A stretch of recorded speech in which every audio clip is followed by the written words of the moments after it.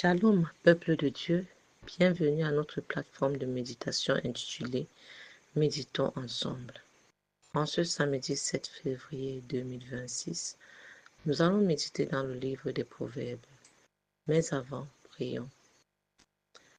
Père, tout est bâti sur ta parole, et c'est toi qui donnes vie à ta parole.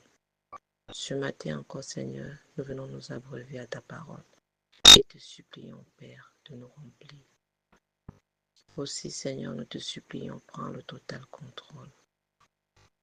Merci, toi qui t'as plu de nous inviter, de nous rendre disposés et de nous faire présents.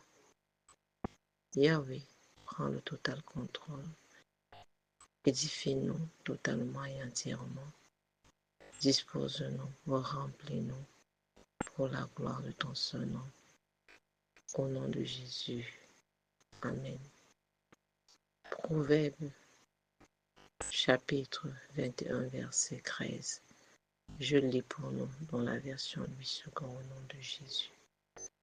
Celui qui ferme ses oreilles au cri du pauvre criera lui-même et n'aura point de réponse. Frères et sœurs, dans cet extrait de test qui nous est soumis, le Seigneur nous appelle à la sagesse. Le Seigneur nous rappelle d'aimer notre prochain. Le Seigneur nous rappelle d'être sensible à la souffrance de l'autre. Il a plu à Dieu de faire de nous des frères et sœurs sans distinction de statut, sachant que riches ou pauvres, en Christ, nous sommes des frères. En ce sens, Jésus nous l'a montré. Il nous l'a montré en apportant son soutien aux démunis. Et nous l'a montré lorsqu'il lui a valu de multiplier les pains afin que tous ceux qui l'écoutaient puissent manger. Et nous l'a montré lorsque il est venu en aide aux veuves et lorsqu'il a eu compassion des aveugles et même des malades. Le pauvre aux yeux de Dieu ne se résume pas ainsi seulement à celui qui manque de quoi boire ou manger. C'est pourquoi Christ nous interpelle.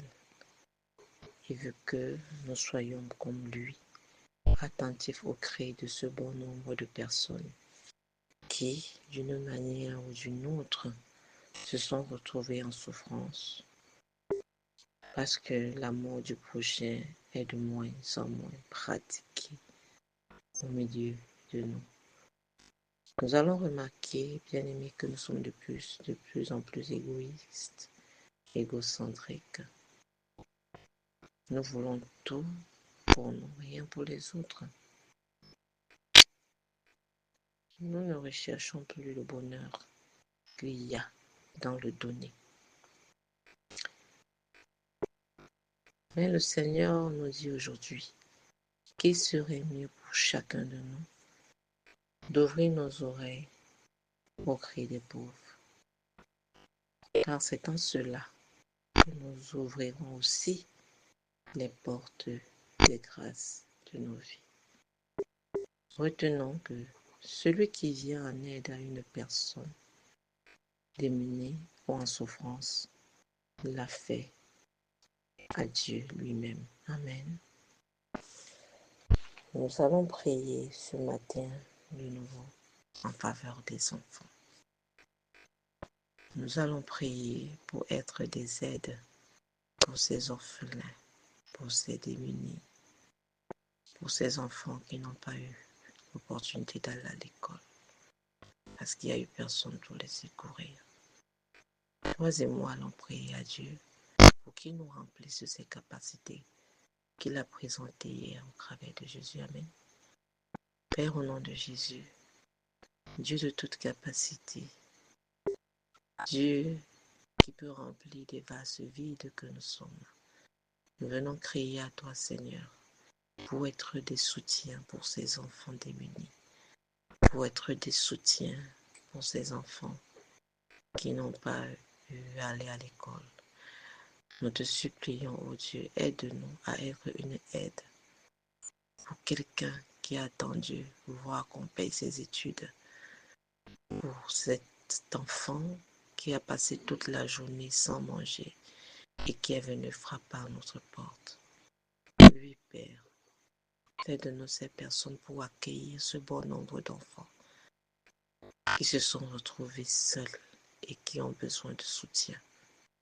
Seigneur, merci de leur apporter le secours aujourd'hui au travers des nouvelles personnes que tu as fait de nous. Au nom de Jésus. Amen. Bien-aimés, n'oublions pas de liker. N'oublions pas d'inviter plusieurs à se joindre à nous. Sur cette parole, bonne journée. À demain s'il plaît à Dieu. Shalom.